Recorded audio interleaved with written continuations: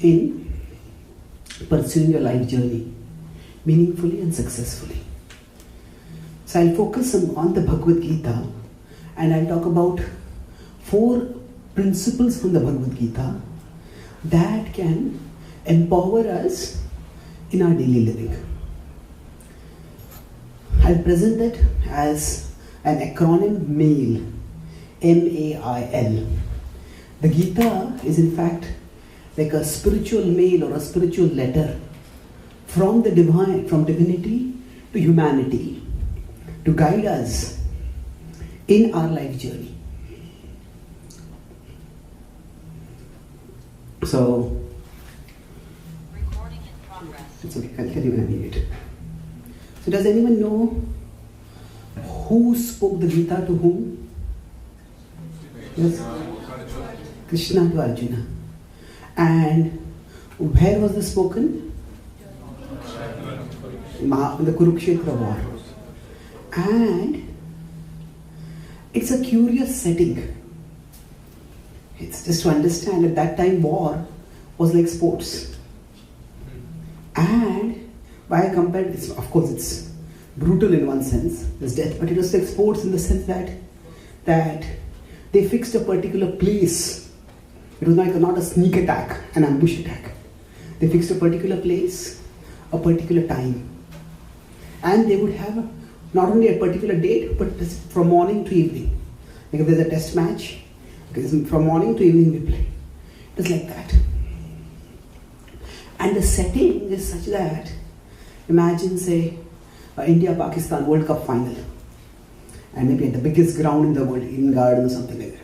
Thousands of people are there as spectators. Millions are there on TV. And then the toss is done, the fielders are set, the bowlers in the run-up. And at that time, the batsman on strike calls the non-striker. And both of them come in the middle of the pitch. And they start talking. And they keep talking. And they keep talking. Now everybody will wonder, what's going on? What is there so important to talk? There are thousands and thousands of people waiting for the match. Can't you talk, wait for afterwards? So if such a situation happens, what will happen is, if the player, no, these players are not just engaging in some gamesmanship. There are 2 words in English, they sound similar, but their meaning is completely opposite. There's sportsmanship and there's gamesmanship.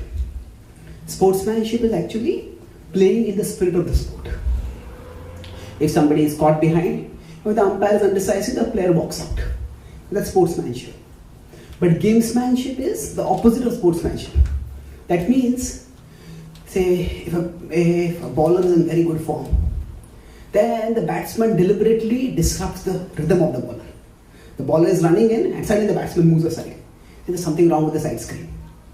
Or like that, they try to delay and disrupt the rhythm.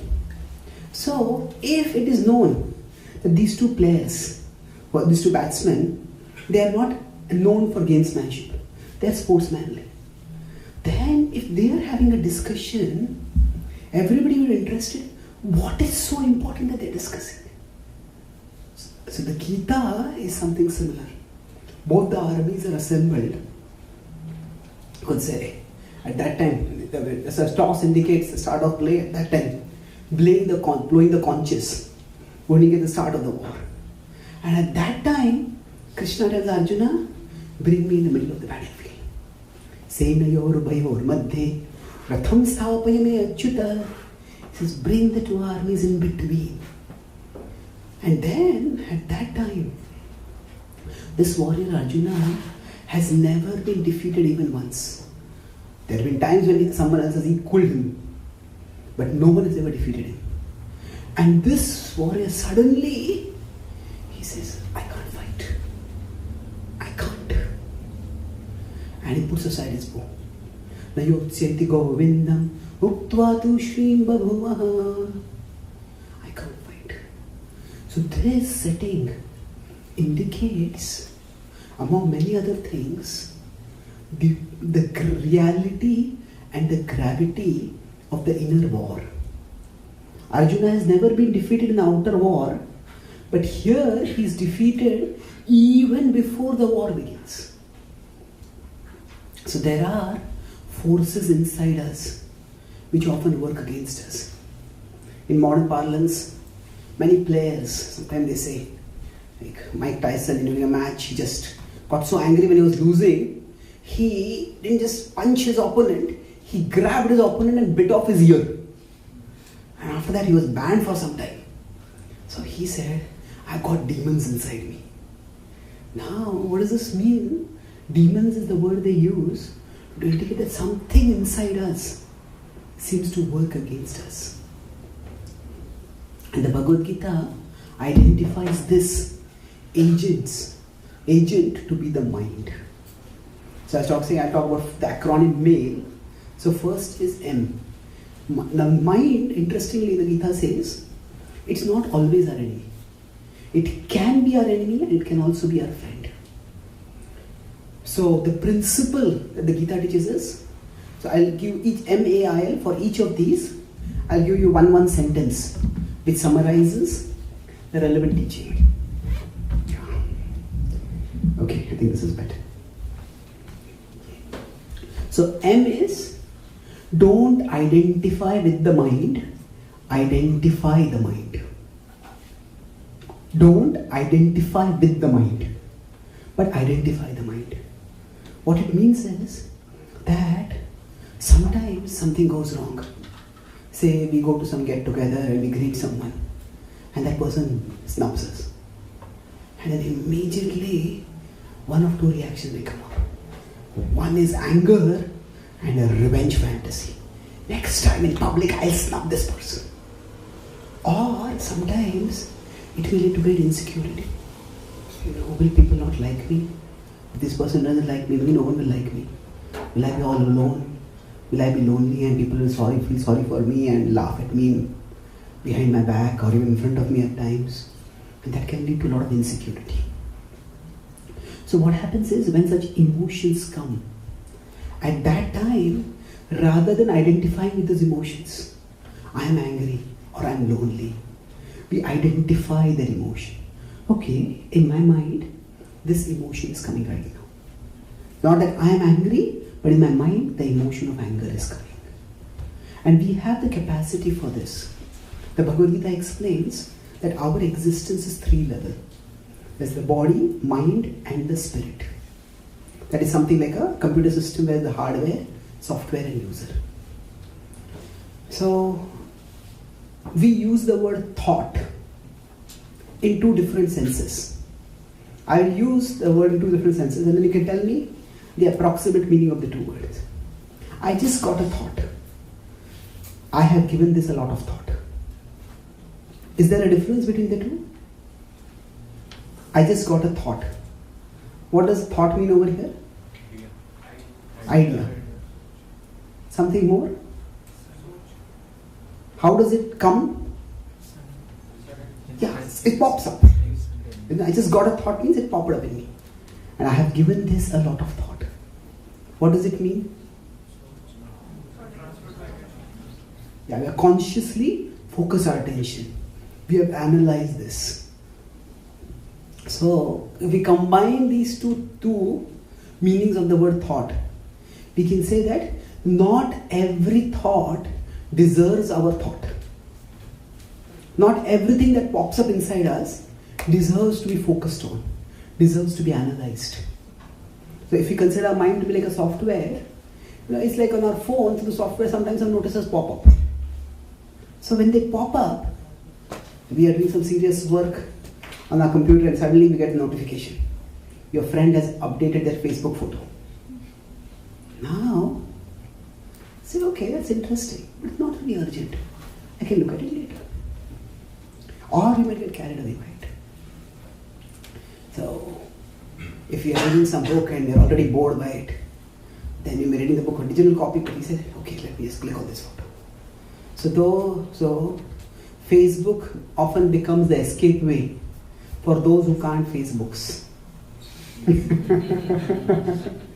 So, what happens is, the notifications may come on their own, but we don't have to pay attention to those notifications. Or rather, we can decide when to pay attention. If you get a notification, your computer is about to be discharged. And that's the notification you have to pay attention to immediately. It's about to shut off because of discharge. So like that, what the Gita tells Arjuna is that don't identify with your mind. Just because a thought has come up inside you, that doesn't mean you have to act on it immediately. Just because a desire has come up, just because the emotion has come up, that doesn't mean we have to act on it immediately. Don't identify with your mind, identify your mind. Or if you could make it simpler, you can say, don't identify with your emotion, identify your emotion. Rather than getting, oh, I'm angry. No, the emotion of anger is coming inside me. Now, do I need to get angry right now, or can I deal with this in a different way? Just distance ourselves from it. And this becomes easier if we practice. The Bhagavad-Gita recommends yoga in different ways. There's yoga as physical exercise, there's yoga as mental discipline, and there is yoga as spiritualized consciousness. So yoga is a method by which we can all become more self-aware. And that way, the emotions will keep rising, but we won't get swept away by it. In general, there are two main mental health problems that come in the world today. Many, but two main. One is depression and the other is anxiety. So in general, if you consider how depression occurs or how anxiety occurs, it is that, say when depression occurs, something pops up on our inner screen. And then we start remembering. Maybe we call someone who's a friend, and they don't pick up the phone. And they start thinking, okay, this mic is becoming too humble. I have to keep it. Okay, let's see first. So if you are not able to hear me, please don't be too humble. Please tell me if you can't hear. Okay? So what happens with anxiety is, with depression, say, we call someone and that person doesn't respond. Call once, twice, thrice, and you start thinking, maybe something wrong? This person not want to be my friend anymore? So then what may happen is, immediately we connect a present stimuli with past events in our life. Oh, this happened with that relationship, this happened with this person, this happened with that person. And immediately that incident, it's like you click on it and a movie starts. And that movie is like a horror movie in which all the bad things that have happened to us start replaying. And then we end up feeling depressed. Or one thing may go wrong. We want to go to college and then we get late and we miss our bus. If I miss my bus, what will happen? My professor will get angry with me. If professor gets angry with me, they will not give me good grades. If I don't get good grades, then my scholarship will be discontinued. If my scholarship will be discontinued, how will I continue my studies? I'll be disgraced. And I'll have to go back to India and disgrace. Oh, this is terrible. Well, nothing has happened like that. But what happens in anxiety again? But one pop-up comes up. And if we click on it, then an entire movie starts about all the things that may go wrong. Now, in both these cases, if you could just recognize, this is a pop-up. This is a pop-up that has come up. I don't have to play it. It is not a reality right now. That's why learning to differentiate ourselves from our mind. Don't identify, you can repeat after me. Don't identify with your emotion. Don't identify with your emotion. Identify your emotion.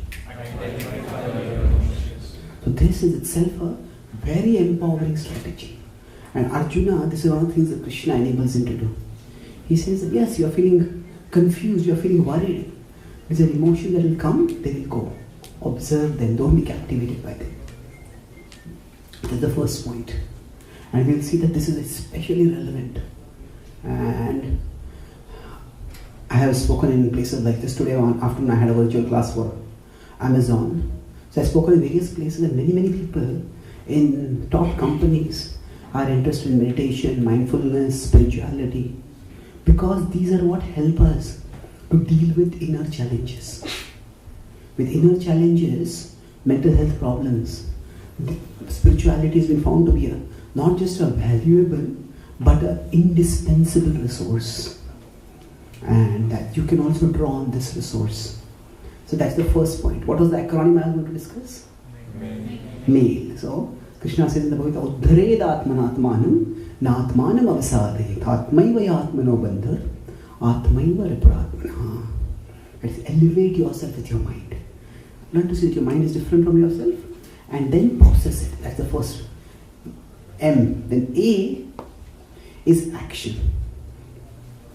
So the theme I'll summarize at the end, but again I'll explain. But the act not just to build up outer valuables, but also to build inner values.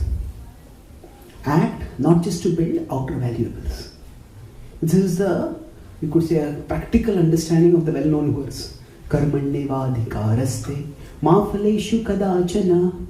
This is act, but don't be attached to the results. Now this sometimes can make no sense. Just a few months ago I was in Stanford and I was speaking. One person, he was a student of religious studies and he was studying Hinduism. He said, this Gita teaching, it makes no sense to me. You know, everybody tells us that we have to envision our goal. The more clear your vision of the goal, the greater will be your motivation. And then you'll be able to work. If you're detached from the results, how can we work at all? So I explained that we have to understand the Gita.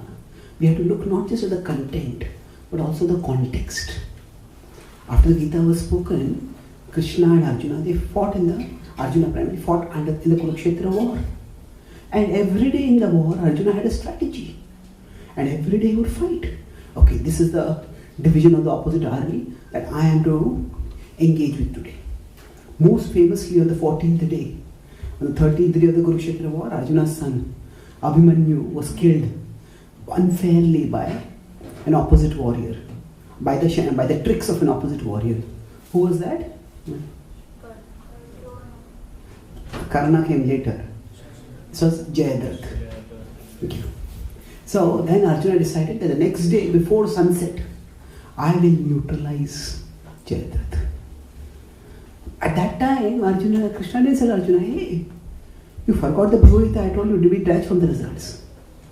No. So what does this mean? To understand this, we need to differentiate between two things. One is setting goals, and second is getting results. So setting goals is what we do before we do an activity, before we do some work. And setting goals inspires us to work wholeheartedly. And that's important, to offer our best in everything that we do.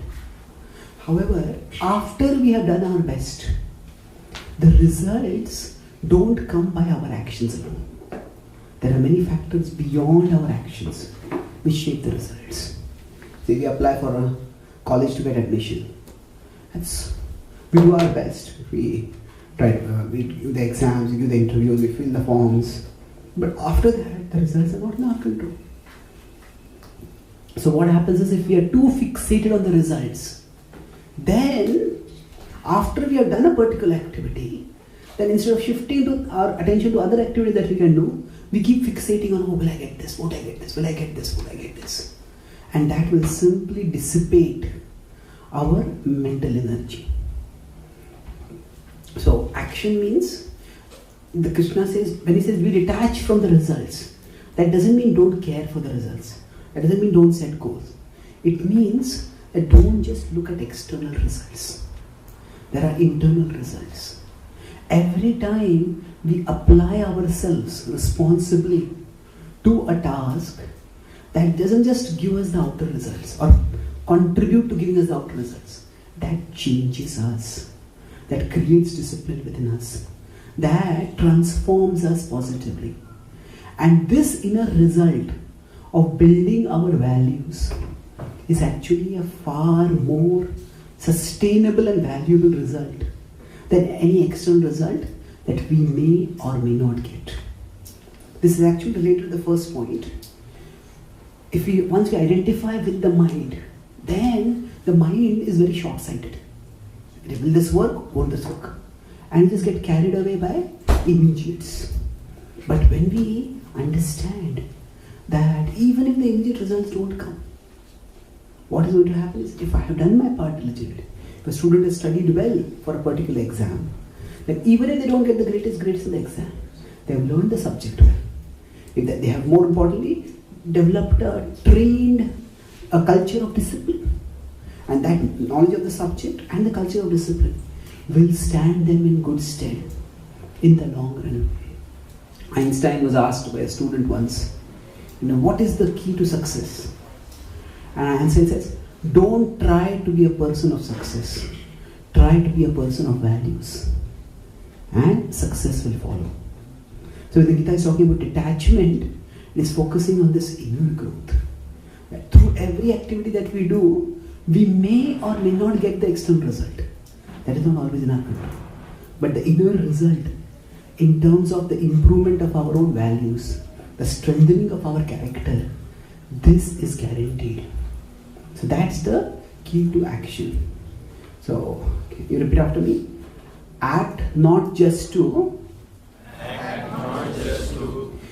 build up your external valuables. Build up your external valuables. Act to build up your internal values. Act to build up your internal values. So this is the second teaching of the Bhagavad-Gita with respect to A. Any questions till now? Throughout the talk, at any time if you have any questions, please feel free to ask questions. And I'll feel free to not answer them. What I mean is, if the question is not immediately relevant, I'll answer it toward the end of the talk. So I discussed the first 2 points. First was M was related with what? Mind. A was related with action. And now I. We are discussing the acronym MAIL. So I is intelligence. It's interesting, Krishna in the Bhagavad-Gita talks about intelligence in a way that is quite different from the way we analyze it. We often equate intelligence with with IQ, intelligence quotient. Now, Krishna talks about intelligence in the Bhagavad-Gita not so much in terms of information processing ability as decision-making ability. Intelligence is not just connected with information processing, but with decision-making. And that's why Krishna talks about intelligence in the 3 modes. The 3 guna is a framework which Krishna uses to analyze reality. The 3 gunas are sattva, rajas and tamas. You could say that if there's a car, they're driving a car, and that car operates in 3 different gears. Now 1 gear, it will go slowly but steadily.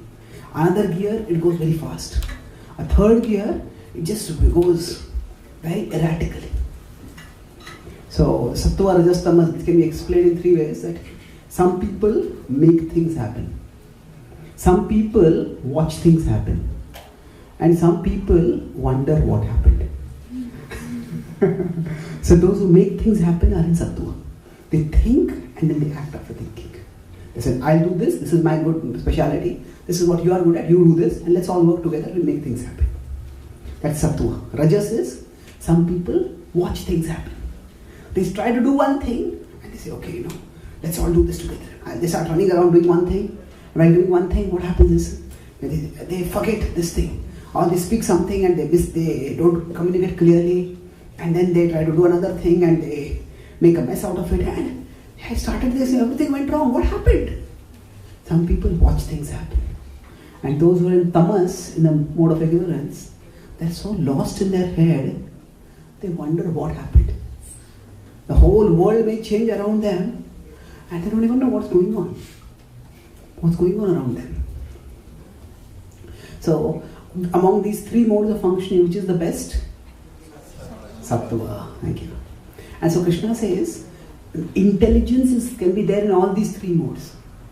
But when intelligence is in the mode of ignorance, what happens is, we use our intelligence to come up with creative excuses.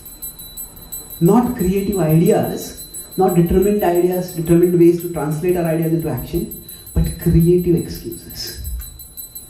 Once a person was going way above the speed limit and the cop pulled him over.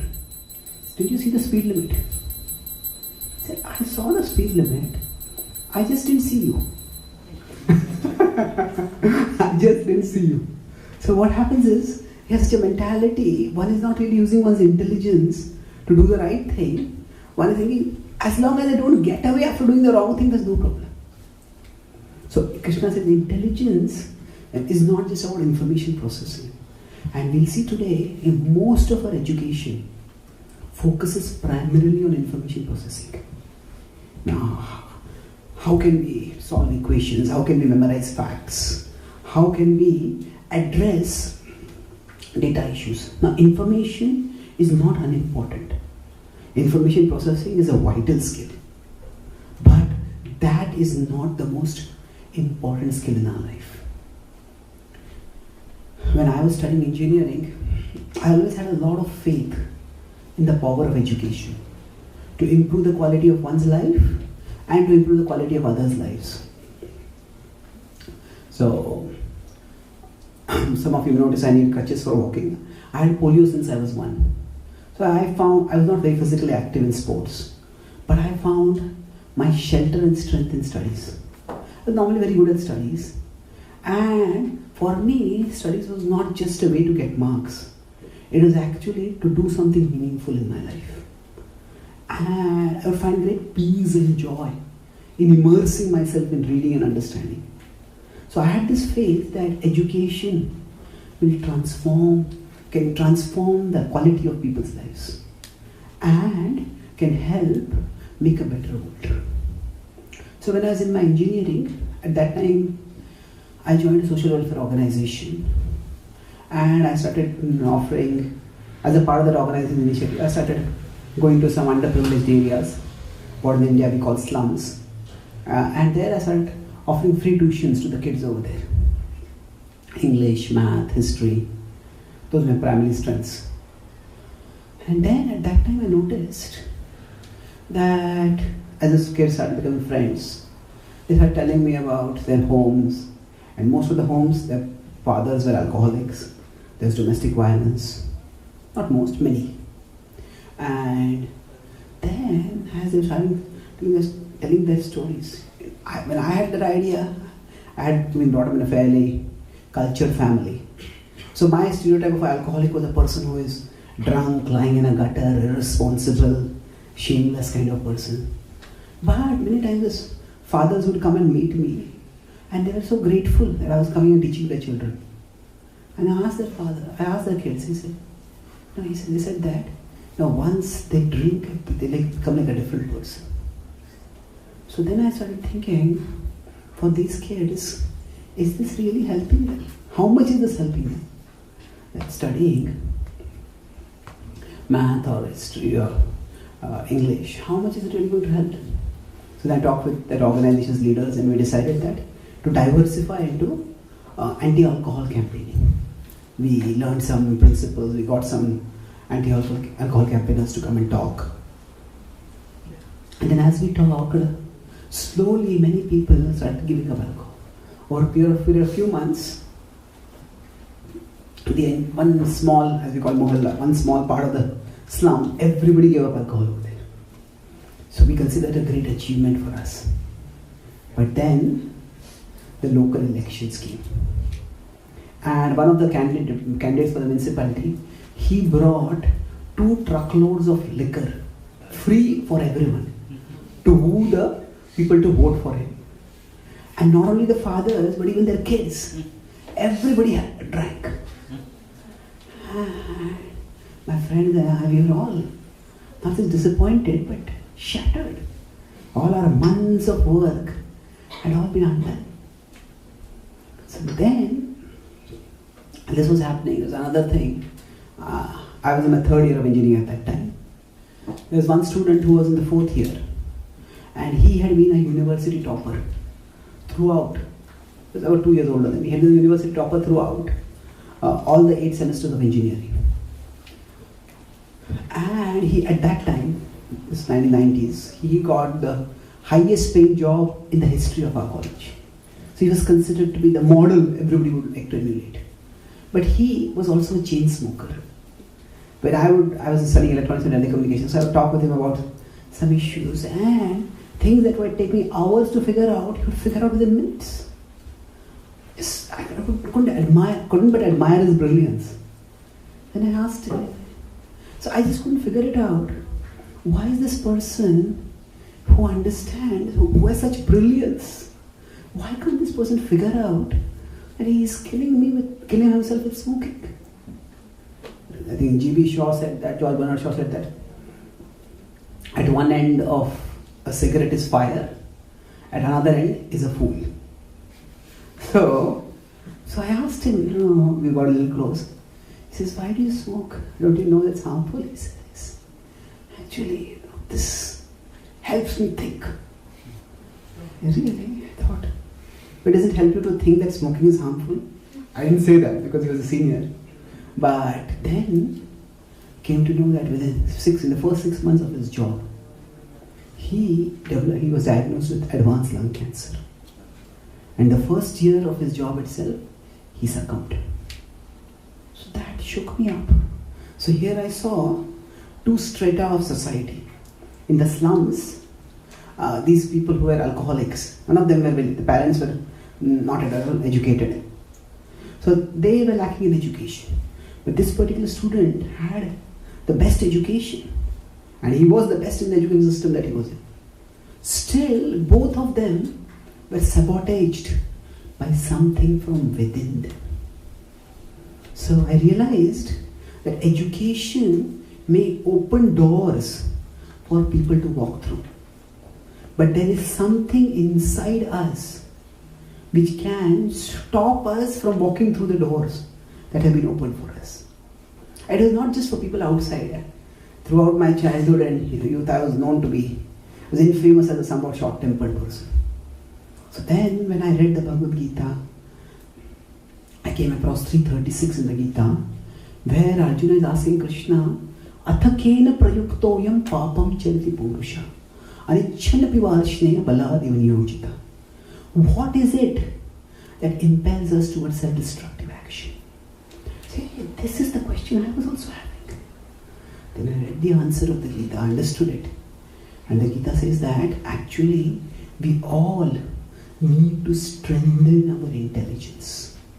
And that's why it struck me, our education is not actually strengthening our intelligence in terms of our decision-making capacity. It may improve our information processing capacity, and that's valuable, vital also. But decision-making capacity is even more important. Okay, decision-making capacity means, okay, this particular pleasure, it seems enjoyable right now, but this is going to get me into trouble. This may seem difficult right now, but this is going to give me something valuable in the future. Krishna in the Gita talks about this poetically. He says, there are things which taste like nectar in the beginning, but they will taste like poison in the end. Yattad agre amritopamam pariname vishamiva. He says, conversely, there are things which may taste like poison in the beginning, but they will taste like nectar in the end. Yattad agre vishamiva pariname amritopamam. So this capacity to see beyond immediates to the eventual results, that is what intelligence is about. If you talk about decision-making capacity, that means the capacity to see long-term consequences of our actions and to choose accordingly. So this is the intelligence that can be developed by the study of the Bhagavad-Gita. We all have it to some extent, but we all can develop it much, much more. And when we do that, we'll find that we will be able to do much more in our life, do far greater justice to our God-given potentials, do far greater good in our life. This kind of intelligence is unfortunately not provided at all by the mainstream education system today. So, this is the third point. I is, intelligence is not just information processing capacity. Can you repeat? Intelligence is not just information processing capacity. It is also decision-making ability. And this is what is developed through the Bhagavad-Gita. And then, what is the acronym I am discussing? MAIL. So the last is L. So L is love. So now, love is probably the word that is most talked about in today's world. That's what fires our imagination the most. The movies, the novels, most of them are talking about love. And yes, it is the deepest longing of the human heart to long to love and be loved. Now, the Gita explains two things about love. That first is, I'll explain the concept, then I'll tell the summary sentence. That the world loves us for what we have. God loves us for who we are.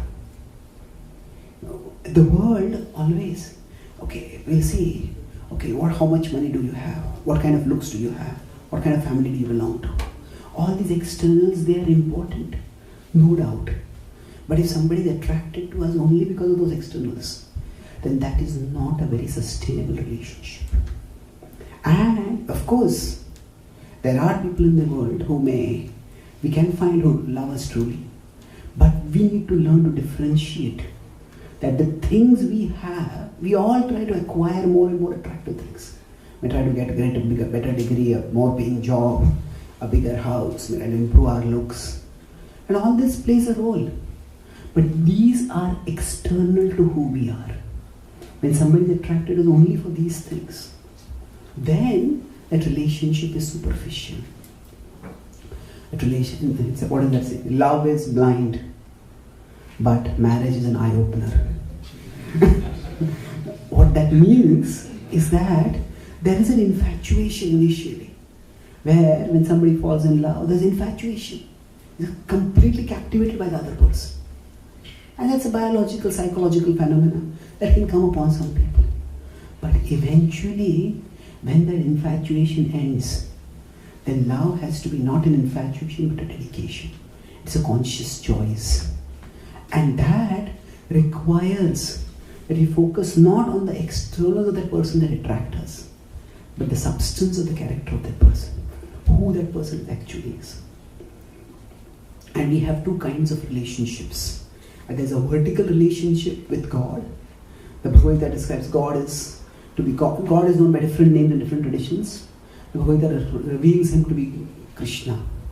So there's a vertical relationship with God, with Krishna, and then the horizontal relationship with others. And ideal human growth is where both our vertical and our horizontal relationships grow.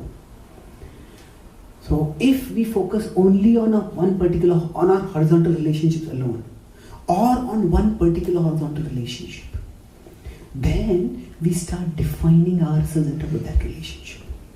And if something goes wrong in that relationship, then we can get completely shattered by that. So we need this vertical relationship that will strengthen us, that will stabilize us.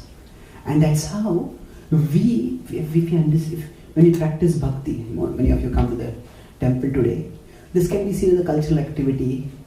Okay, this is a part of our culture, so we do it. It can be seen as a traditional activity. But this is a part of our tradition, our ancestors have done it, so let me do it. So also find enough motivations to come. But actually, bhakti is not just a cultural or traditional activity. It is meant to be a transformational activity. And what is a transformation? Bhakti gives us our personal anchor to stabilize us amid life's storms.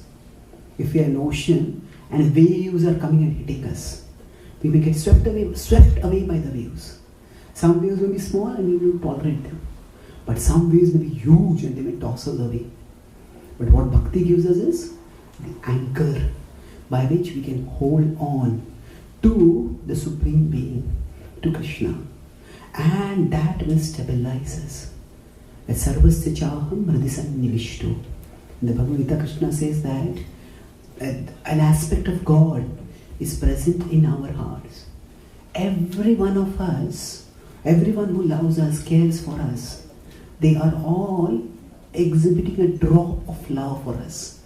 And the love that God has for us is like an ocean. So now we may not be able to appreciate the concept of love of God or love for God. But what we can experience is that when we connect with the divine through kirtan, through katha, through bhajan, through puja, or even through swadhyaya, through study of scriptures, we find a sublime peace coming into our being. We'll experience something mystical. There have been many surveys done, even of people who are atheistic. When they come to a sacred place, they come to a holy place of pilgrimage, or they come to a temple or a synagogue or a church, they start, the vibes in this place are different. I feel something coming over, I feel different. Now they may not understand what it all is. They may not accept its cause, but that experiential difference is there. So when we develop our bhakti, what happens is we connect with the divine, and that becomes an anchor for us. And when that anchor is there, then even if somebody doesn't behave very reasonably with us, in every relationship there will be ups and downs. So we won't get too shaken by those ups and downs, because we have an anchor within us. So love is most fulfilling when it is directed to the divine and directed through the divine to others. When we see others, not just this person is here for my pleasure and I am there for their pleasure. No, we are here together so that we can learn and grow together. Then the relationships are more stable. And that is what the Gita teaches Arjuna and all of us, that when we direct our love, we direct it towards only one person in this world or a few people in the world horizontally. We will be shaken, maybe even shattered, when those relationships are disrupted. But if we have that anchor, that connection with the divine, then not only will we be stable if those relationships don't work, but we will have greater strength to act in those relationships responsibly. If that other person is going through a down, we will be able to raise them up. When we are going down, we will be able to seek help and they will help us. They will raise us up. In that way, all our relationships become more meaningful and fulfilling when they are centered on the divine. So that is the last part. So love becomes most fulfilling. Can you repeat after me? Love becomes most fulfilling when it is directed to the divine, and directed through the divine to others. So the Bhagavad-Gita, its end, what happens is, Arjuna at the start has said, I can't fight, I quit. Arjuna puts aside his bow. Visrujya sasharam chapam shoka samvigna manasaha. Puts aside his bow. But at the end of the Bhagavad-Gita, what has happened? Yatra yogeshwara krishno yatra partho dhanurdhara. Arjuna has picked up his bow in readiness to fight. So Arjuna's bow represents our enthusiasm, our determination. Sometimes life's complexities will be such that we may feel, I can't do it, I quit, I just give up. But if we turn towards the Gita, we immerse ourselves in the wisdom of the Gita, each of us can experience that transformative power, which our enthusiasm will be restored, our determination will be reinforced, and whatever battle we may have to face in life, the Gita will empower us to not only face that battle, but to triumph through that battle. So that is the life of fulfillment that the Gita invites us all of us to. I'll summarize. I spoke today about the relevance of how the Gita, India's spiritual wisdom, can be relevant in today's world. I focused on 4 principles from the Gita. What was the acronym? What is M? Mind. So don't identify with the mind, identify the mind. Mental health problems are one of the biggest problems in today's world. And more, even in the Western world, people are turning towards spirituality to deal with these problems. So the Gita explains our existence is 3 levels: body, mind and consciousness. So we can see the thoughts that come inside us, the emotion and desire that come inside us as pop-ups on our device. And we can decide when to click and when not to click.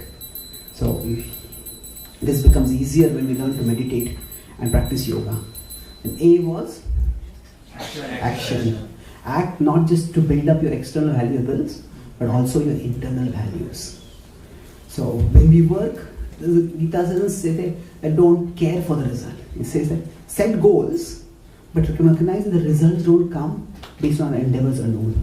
So therefore, don't fixate on the external results. Seek them, but if you don't get them, know that the internal result is coming. You may study, sometimes you will not get the desired result, you will not get the job, you will not get the admission. But if we have studied diligently, we have gained mastery of the subject. More importantly, we get mastery over ourselves. We have developed an ethos of discipline. Einstein said, seek not success, but seek values. And success will follow. And I was intelligence. So intelligence is not just information processing capacity, but also decision-making capacity. So we discussed how today's education system helps us develop our IQ, and we learn many valuable skills for earning a living. But as far as decision-making, in terms of seeing the long-term consequences of our actions and making choices, that is not provided for by our education system. And that's why spiritual education can complement our material education.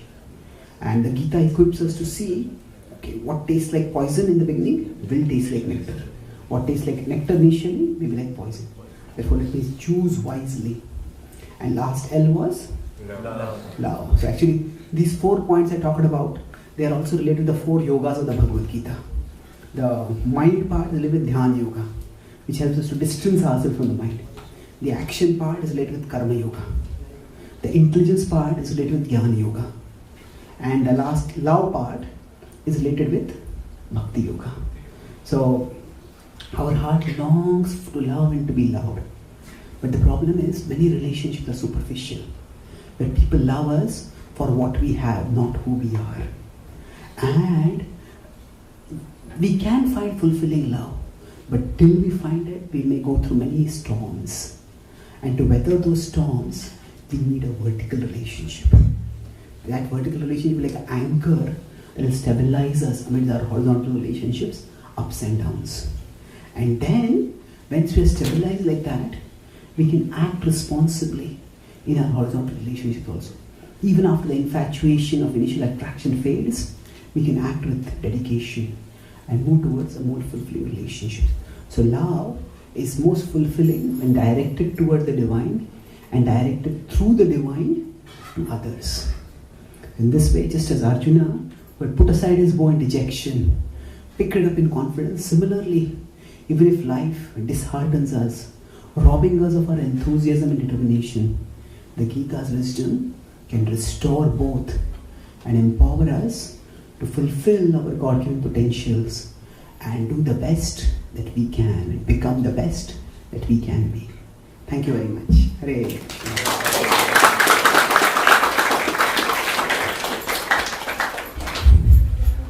Yeah, sure. So we have, some of your friends have come just now.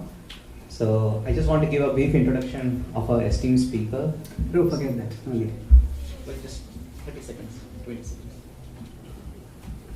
We already wasted 20 seconds. Please go ahead.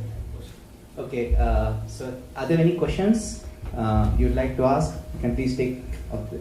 Yes, please. So, Guruji, I've heard you since the last 3 days, I think last 2 days. So, I wanted to know what was that point in your life where you decided from engineering you wanted to go on this path? Okay. So, I think I pointed towards it when I said that I noticed that there's something in education which was lacking. So when I was studying my engineering, that's when I stumbled across the Bhagavad-Gita. I started practicing it. I found that my anger issues, they substantially decreased. And one of my close friends was gliding into alcoholism. He started adopting the principles of the Bhagavad-Gita. Just broke free from it immediately.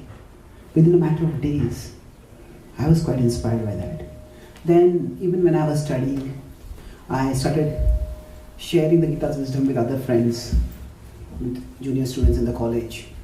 And after that, I got a job in a software company. I was working. And then at that time, evenings, I would go into some colleges and small groups of students, I would try to share the Bhagavad-Gita with them. So once, I had a Bhagavad-Gita talk in my college, in one of the colleges. I was in Pune at that time. So at that time, my boss, my team lead told me, you have to stay back today because you have to, we have a project deadline. He said, I told him, I'll come back tomorrow early morning. At that time, we didn't have this work from home culture. So I said, I'll come back early morning. He said, no, we have to stay today. I said, I really need to go. He said, no, you have to stay. I tried to arrange somebody else who could give that Bhagavad-Gita talk, but there was no one available, so we had to cancel the talk. That night, late night, when I was coming back, after completing that deadline, I started thinking that if I don't write this particular software program, there are 1,000 other people who will be eager and ready to do this. But if I am not there to share the Gita's wisdom, how many people are there for that? So I felt that I would be able to contribute more to society through sharing the Gita's wisdom than through the writing software programs or doing scientific research. I value those things also. But comparatively speaking, I felt there's a greater need and a greater shortage of spiritual knowledge and its sharing. So that's how I decided to focus on that. That was around 99, so last 23 years I've been doing that. Okay, thank you.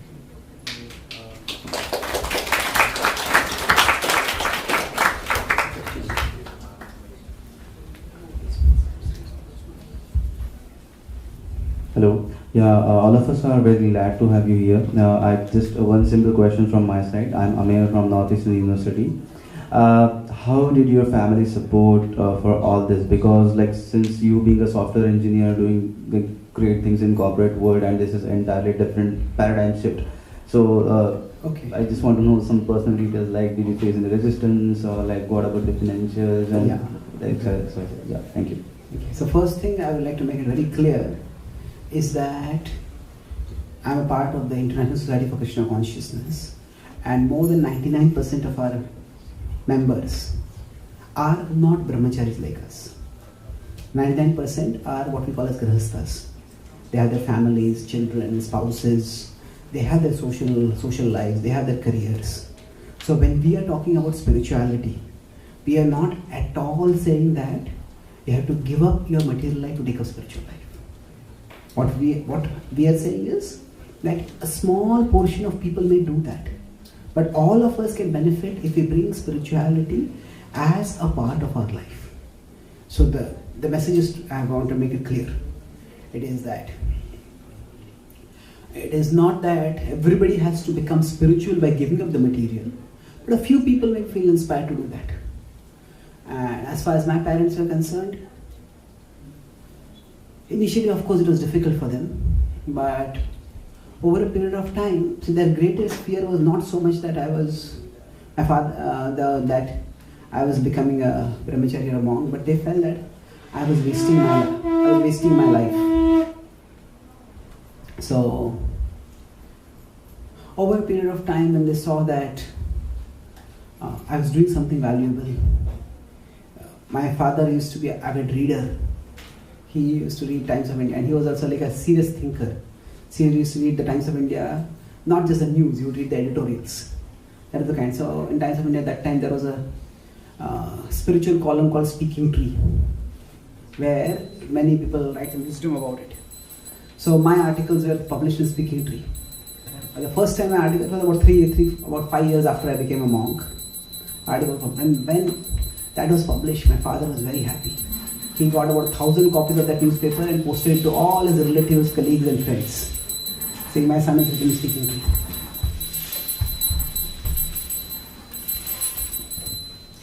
Then my younger brother is now in America. My father actually had planned that I should come to America and do my higher studies. I had invitations from 3 colleges already from America. But then my younger brother is settled in America now. So that part of my father's dream he is fulfilling. And over a period of time, I think from 2014, I have been coming to America every year. So the first time I came to America, and then in my first year itself, I was invited to speak in all the 3 universities where I had got an invitation to be as a student. So when my father came to know about that, he was quite happy. So I think now I'm writing a book about what inspired me to become a monk. I've written about 27 books, that's one of the books. So for that book, my father has written up his foreword. And he's very appreciative. And he said that I'm proud of both of my sons. Both of my sons are, my younger brother is fulfilling his, you could say, material dreams, and I'm fulfilling his. He also he's a very pious person, so he recognizes the importance of spirituality. I'm fulfilling his spiritual values. So, but again, the key principle is that spirituality, we all will benefit by having it as a part of our life. And it's not that everybody has to, or it's very rare that somebody will dedicate their life to spirituality. It's just like when you go to education faculty, education system, not everybody becomes a professor. People will go to engineering college, learn engineering, go in various areas of life. But some people join the engineering faculty. Okay. Any other questions? Yes.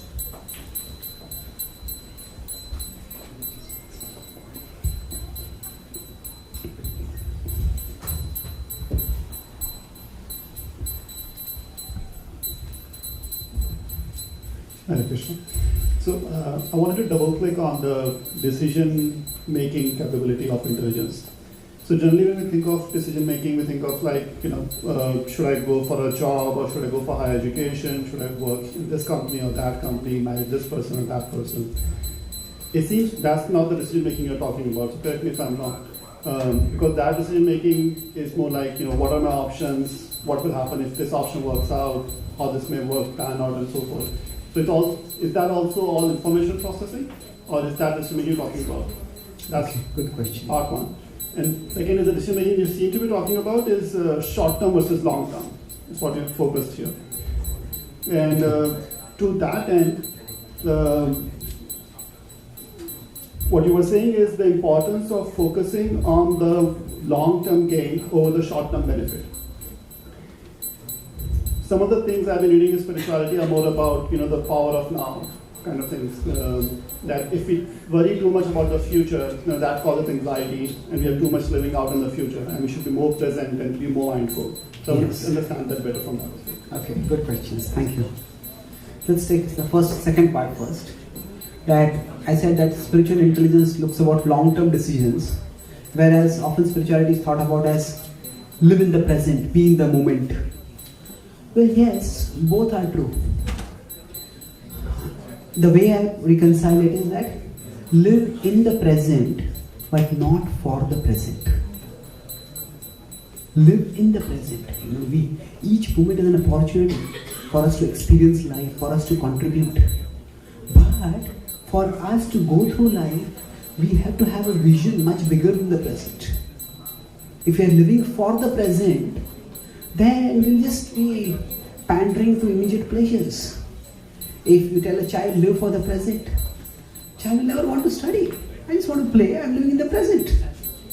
That's not what living in the present is. Yeah. Living in the present, it is good to the extent where we get disconnected from the present due to lamentation about the past or worry about the future. And when that is happening, we come back to the present. That's important. But at the same time, we humans have the capacity to look at the future and plan for the future. And that is a key characteristic of the intelligence. So plan long term. That is there. So live for something bigger than the present. That vision, that forming the vision for living something bigger than the present is a vital part of the intelligence. And then once I have a vision of what I am living for, then live in the present for that vision, for that purpose. And suppose somebody is sick and in pain. At that time, if we tell them live in the present, and my present is filled with pain, my present is filled with incapacitation, what is there to live? Yeah, live for something bigger than the present. And you can become healthy, you can become fit, you can resume your activities. Have that vision, but then in the present, take the necessary medication, do the necessary exercises. So live in the present for something bigger than the present. So most of you are not living in the present now. Yeah, I'll finish the class in a couple of minutes. So now, as far as the first part of your question is concerned, where when we talk about decision-making capacity, we're talking about multiple things. Sometimes you have to take multiple parameters into consideration. Yes, I agree with you on that part. Should I take this job or that job? Should I stay in this place or that place? Now, there is an informational component to these decisions. And it's important to get the necessary information. But at the same time, how much information can we get? We are finite beings. And the very nature of the human condition is that we have to make huge decisions based on tiny information. Now, for example, most of you come from India to America, and you come to a particular university here. How much do you really know about the university? How much do you know about the field in which you have chosen? How good will that field be after 4 years when you get into your education? We can't know everything. We can try to know as much as possible. But ultimately, we can never have exhaustive information. So, when we form a relationship with someone, how much do we know about the other person? No matter how much we come to know, we cannot know everything about another person. In fact, that person doesn't know everything about them. Because we are complicated beings. We keep learning about ourselves more and more. So, information alone cannot be the basis for life's decisions. Information is important, but alone cannot be the basis. So when we are talking here about decision-making capacity, it's also a sense of developing a compass. Developing a compass. It's what in the Sanskrit is called as Viveka Buddhi. Viveka Buddhi is our innate sense of what is beneficial and what is harmful. And that is developed through spirituality.